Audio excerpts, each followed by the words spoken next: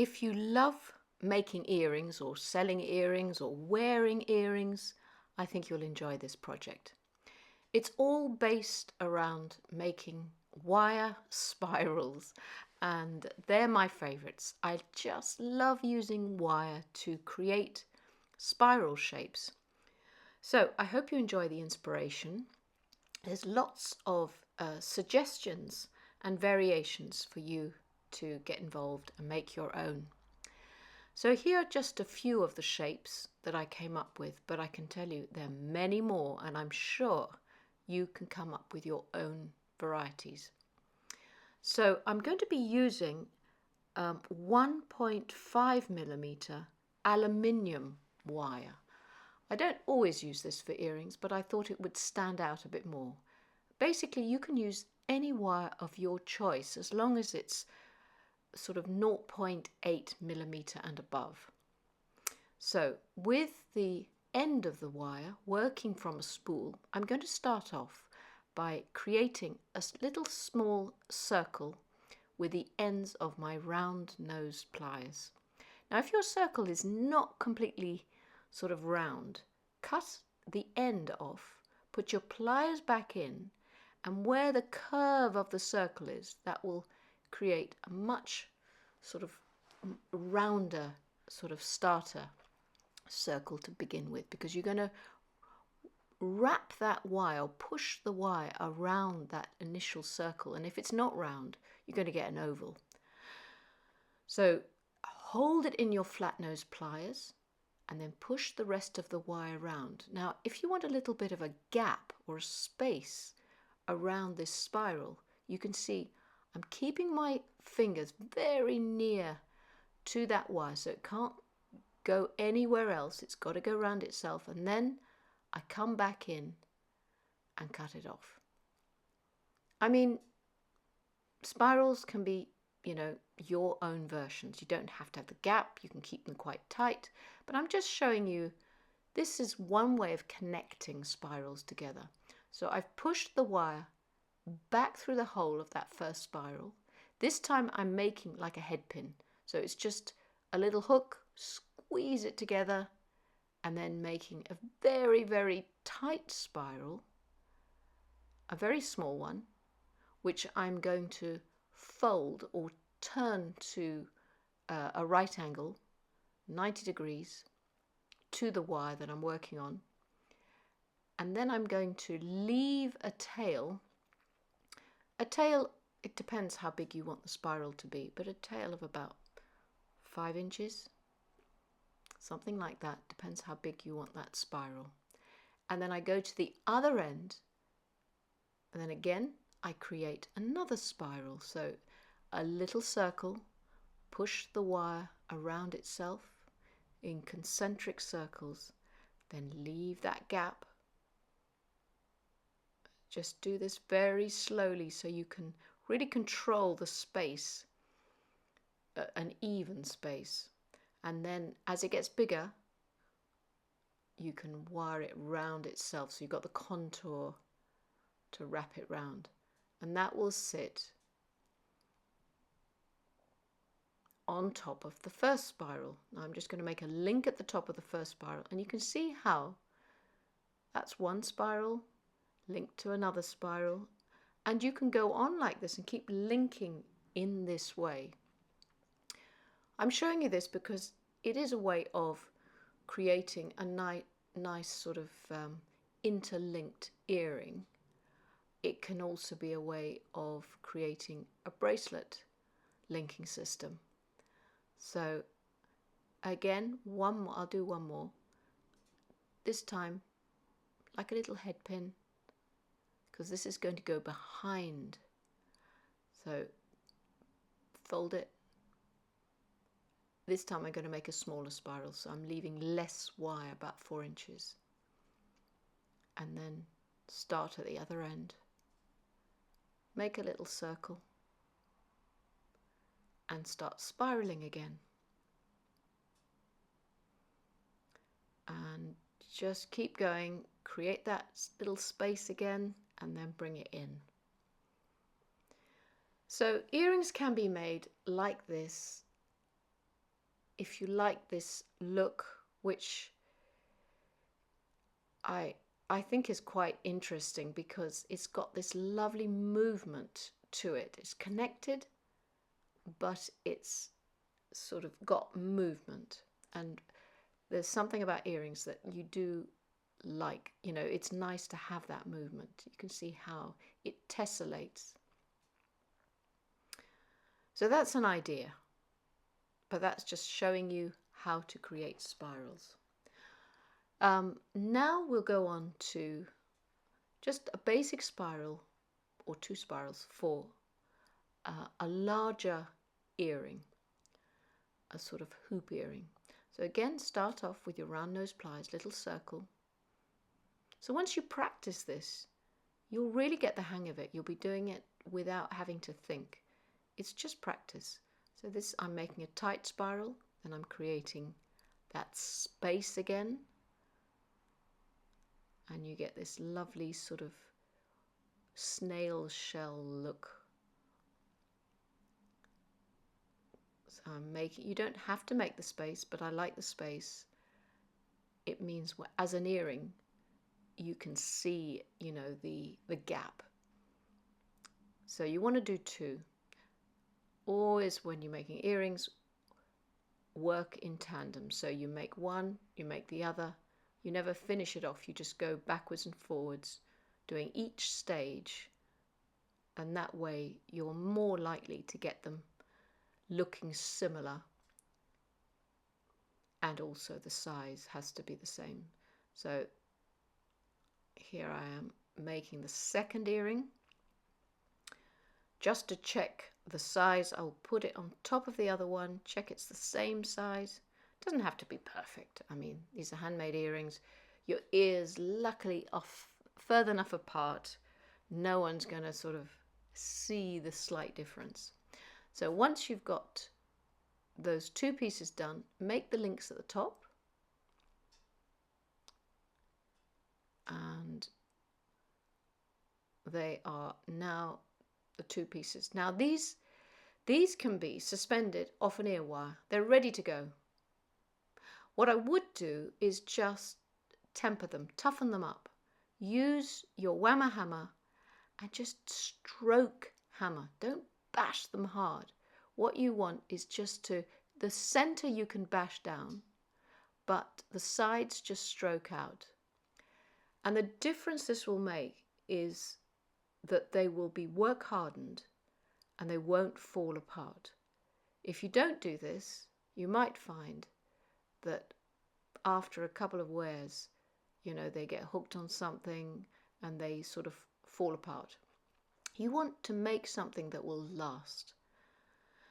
So once you've got your 2 spirals ready for, you know, the earrings, I'm going to make a frame to sit those spirals within. So this is if you like big hoop earrings. I'm creating an earring. I mean, it might be not the style that you like, but I'm just going to show you lots of styles. So hopefully you'll like one of the styles I show you and you can play around with that variation. So I've created a circular frame. You can see the wires go past each other, past that circle. Just make sure they're the same length, because obviously you want to make the earrings as identical as possible. Now pick up the very, very ends and curl them back with your round nose pliers to make 2 links. So there's one, pick up the other end, and there's the second link. And if you need to reshape that first link, all you do is go back in and snip a bit off. So there again, circle on one side of the cut end, another link on the other side of the other cut end, and now you've got your 2 circular frames. Again, any trimming that you want to do, because you want those 2 links to sit next to each other. If they distort in shape or misshape while you're working on them, just put them back around your mandrel reshape them. You've always got the mandrel to go back to if they distort and misshape. So once you've got those circular frames, again, you want to work hard on them. Don't forget, this is 1.5 millimeter aluminium wire. So hold the two links at the top and just stroke out and away from you the wire so it flattens, textures, and work hardens those frames. This makes all the difference to the wearability, the fact that these will last, won't fall apart. So now I'm going to pick up each of those links with my flat nose pliers and just turn them 90 degrees at right angles to the top of the frame, or at the top of the frame, so that they're sitting next to each other, facing each other. Again, if it misshapes, you're worried about, any distortion, just put it around the mandrel that you've used to shape them. Now, if you'd like to texture or add more texture, use the little end there to dapping head, it's called, of the Whammer hammer, and that will give you a nice little bit of texture, dimpling texture. And this means that as an earring, it'll catch the light better. This can misshape that circular frame again. So if you're worried about that, use the nylon head on the Whammer hammer and just flatten that back out, put it around your framework of your mandrel, and just spend a bit of time getting those frames absolutely right again. Now, for suspension of the spiral that you made, you'll need some jump rings. So I'm just going to create a couple of jump rings.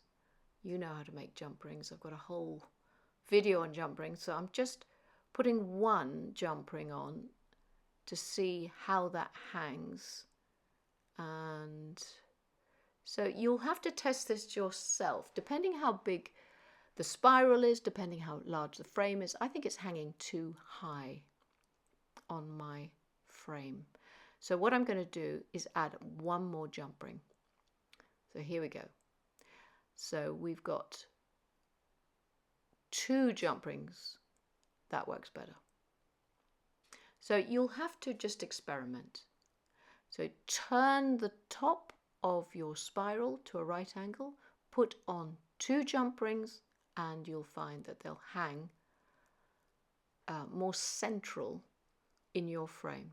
Now, another thing you can do is add a little bit of colour to the centre of your spiral. I'm using E6000 glue.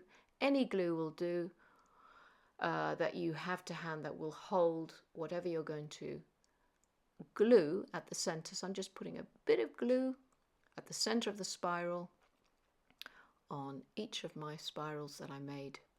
So you could have a little gemstone, you could have a flat back crystal, and I've actually made a jump ring that fits neatly around my stone that will act like a sort of, I don't know, a fake setting. It just looks like it's set rather than just glued, just one piece glued. So there we go. Got my gemstones glued. Now I'm going to customize my ready-made ear wires. So I'm just undoing the end of the ear wire, straightening it out, taking off the last bead, putting on a bead that matches the gemstone that I've chosen, because I've got black. It's not very interesting, but I thought it would stand out a bit more. So placing on the bead, and then I remake the link at the base of my ear wire with my round nose pliers, and then that can hook on to the top link of my earring, and it just brings it all together, and it sort of customizes it rather than it's a ready-made ear wire at the top. It just brings those colours and creates continuity. Closing up my link, and there you have it. So that is one chunky, lovely, big, very light because it's aluminium. Now I'm going to show you this style of earring. So again, you create your spiral. Always give it a little bit of a tap, stroke hammer, just to work hard on it. Create the link at the top. And for this style, you're going to wire on those beads. So I'm just tapping it down so that it's work hardened. Get whatever beads you want to put on. Of course, you can wire beads all around. I'm spacing them out. I'm using 0.4 millimeter silver plated wire for this. And what I'm going to do is start at the top. So I'm leaving a little bit of a little tail end, and I'm going to bring the wire through the two wires at the top and then finish off the opposite side on the one wire on the opposite side. So I'm just going to get rid of this wire first. So I'm just binding it around that top,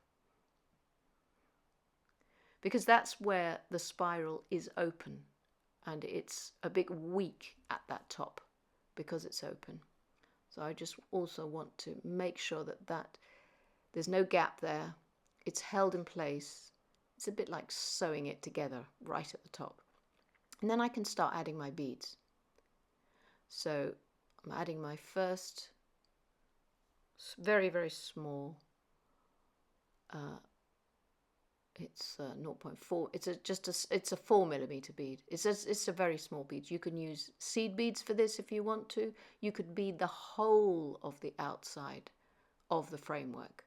I'm going to intersperse them, but you can do the whole of the outside. So now I'm just bringing the wire in between, just on that last sort of outer part of the spiral, and then I'm moving it along to space out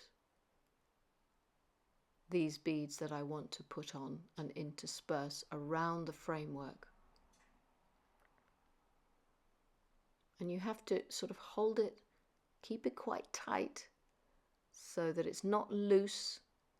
Now you can push the inner part of the spiral up, so you get it out of the way, so it makes it much easier for you to, you know, bind the wire around and place these beads and intersperse them around the framework. So just lift that inner part of the spiral away. And you just move the wire until it comes to the next space where you want that next bead.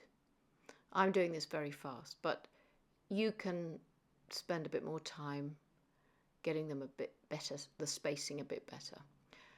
And that's really how you do it. And then the center is actually glued. I glued that bead at the center. And that's it. So that's another variation. Here's another woven design.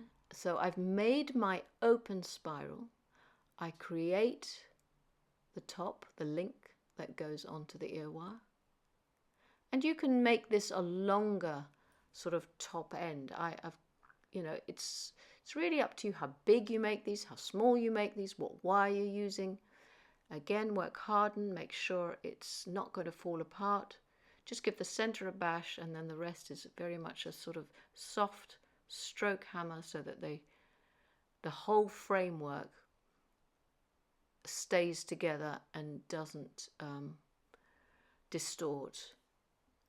So once you've got your framework ready, and obviously you'll do it on 2 pieces, I'm just showing you one to demonstrate.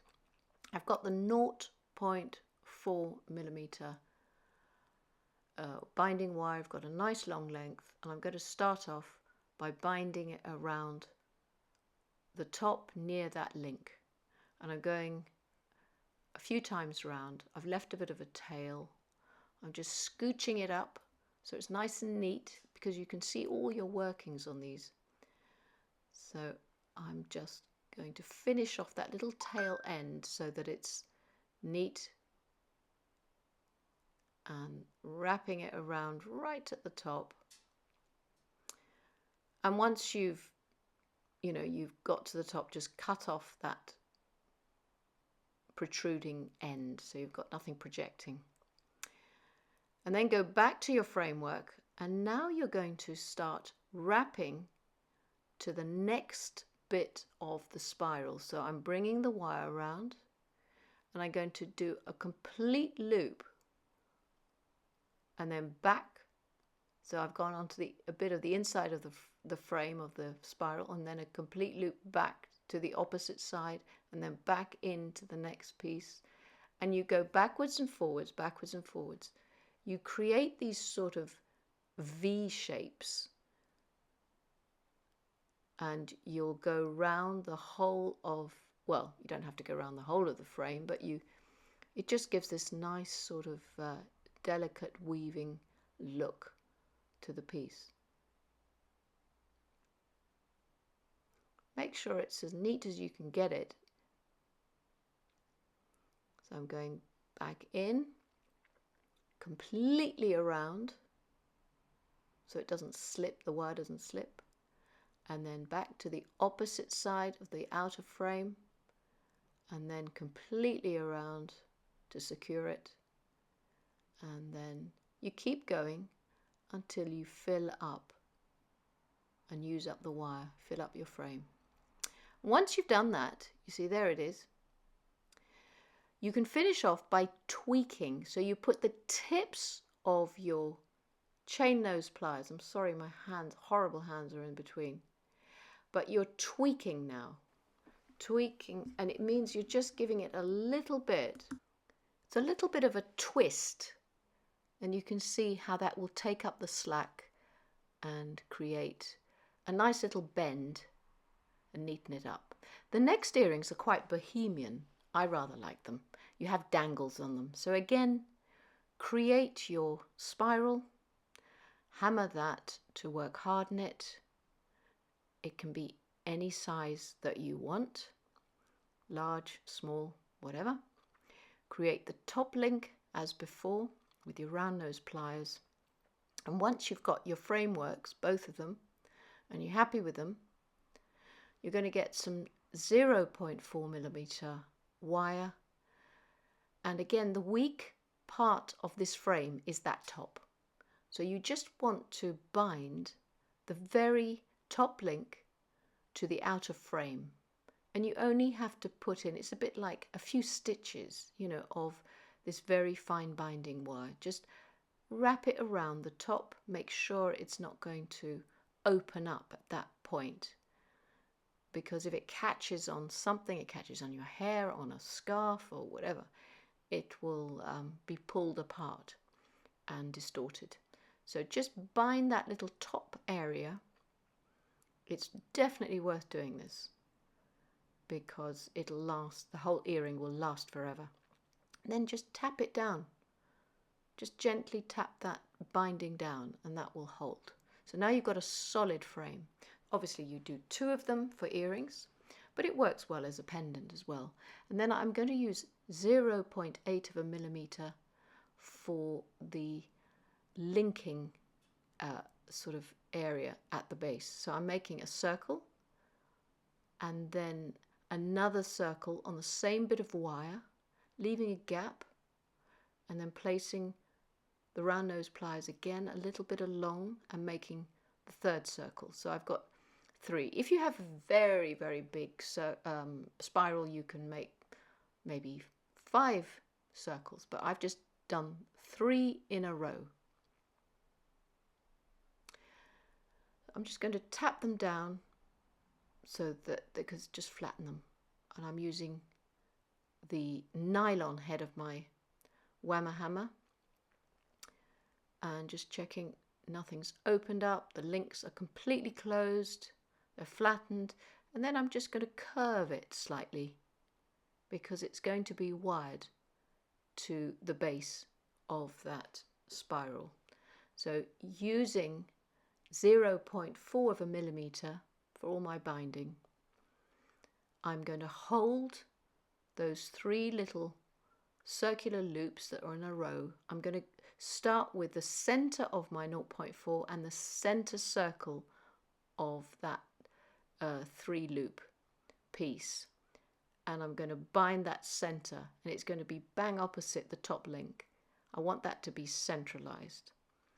So then I'm wrapping that into that central loop, and then I'm going to continue binding that gap between my little framework. I'm just going to continue binding it. So keep it as neat as you can because you're going to see all of the workings. So just do this slowly.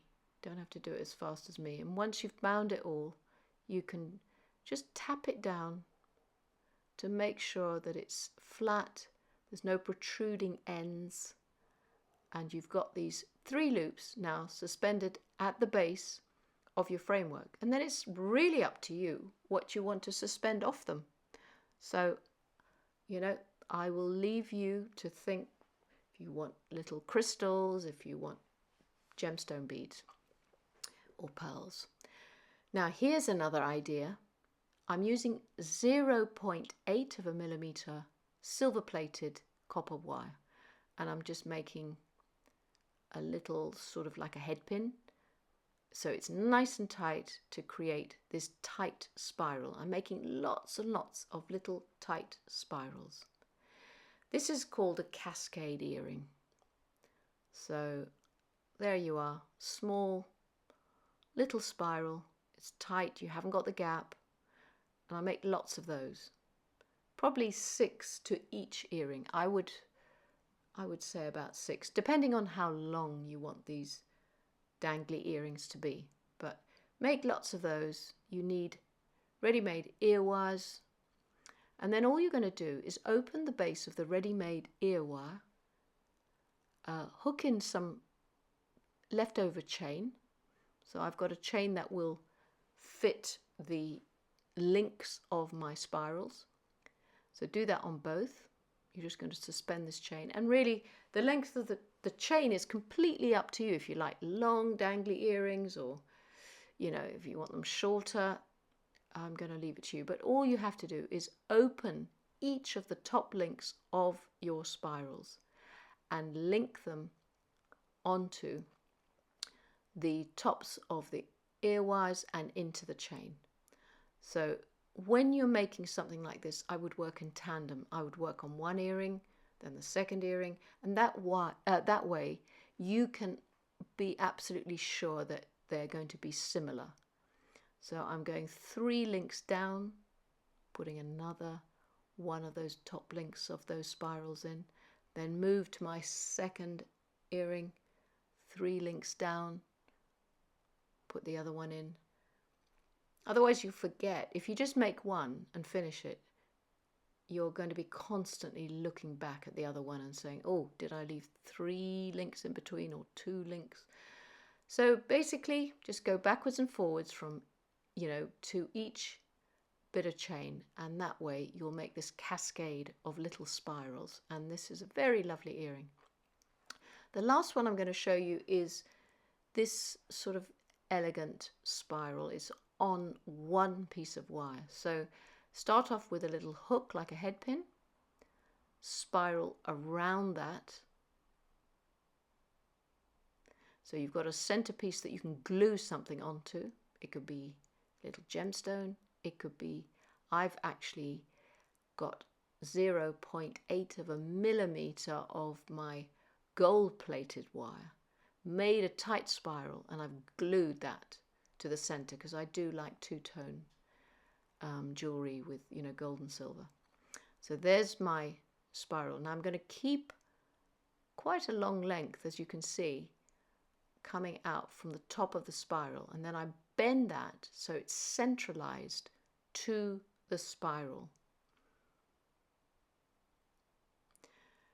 And now I'm going to get some 0.4 millimeter just to make sure that the top of my spiral is bound, just the top. We did this to a few of the other spirals. It just means that it's not going to come apart at the top. That's the weak spot of all of these spirals, is that top bit where the link is. So just, it's worth putting this little bit of binding wire in, making sure that it can't open at that point, can't distort.